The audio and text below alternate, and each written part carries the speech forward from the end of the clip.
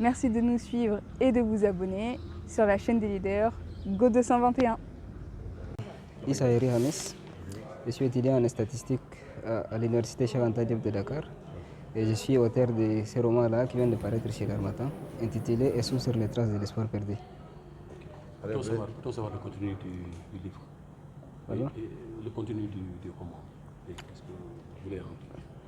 Oui, ce n'est pas une fin parce qu'en 2021, j'avais déjà coécrit un roman avec un frère, un compatriote.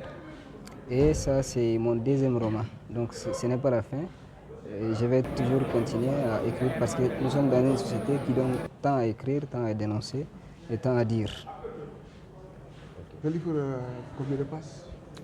Le livre fait 32 pages. Expliquez-nous le premier préface ou le préface à qui? Est-ce que vous pouvez revenir un peu sur l'historique de ce livre-là, de ce roman? D'accord. D'abord, le livre parle d'un jeune garçon qui s'appelle Essou, qui revient dans sa ville natale après plusieurs années d'absence. Après avoir passé plusieurs années derrière les dromadaires, il vient découvrir un milieu qui est confronté à des problèmes immenses. Un milieu qui n'a pas d'eau potable, qui n'a pas d'électricité, où les infrastructures adéquates sont presque absentes, et un milieu dans lequel les gens s'affrontent à un nombre important de problèmes pour survivre. Donc lui, il cherche, il garde un peu d'espoir, parce que les gens du milieu ont en quelque sorte perdu l'espoir. Ils disent, mais les choses sont déjà faites, il faut qu'on continue de vivre, il faut qu'on accepte les choses comme elles sont. Mais Essou, lui, le personnage principal, il est en quelque sorte un personnage plein d'espoir, plein d'optimisme. Il pense qu'il y a quand même des solutions quelque part, donc il reste optimiste. Voilà.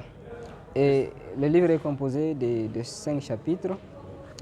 Le premier chapitre, c'est le chapitre qui résume en quelque sorte le parcours du personnage quand il était derrière les dromadaires.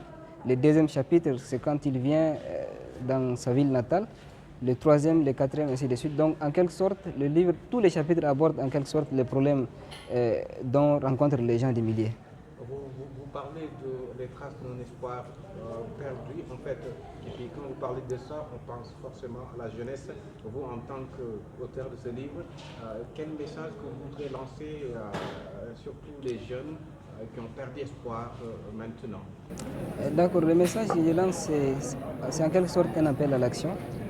Un appel à l'action non seulement à l'endroit de la jeunesse, mais aussi à l'endroit de toutes ces personnes-là qui portent en quelque sorte un sentiment humain, qui portent un peu l'optimisme, l'humanité, et de venir en aide à tous ces milliers-là qui sont abandonnés, dans lesquels il n'y a pas d'eau potable, dans lesquels les gens sont confrontés à des problèmes assez nombreux et assez complexes.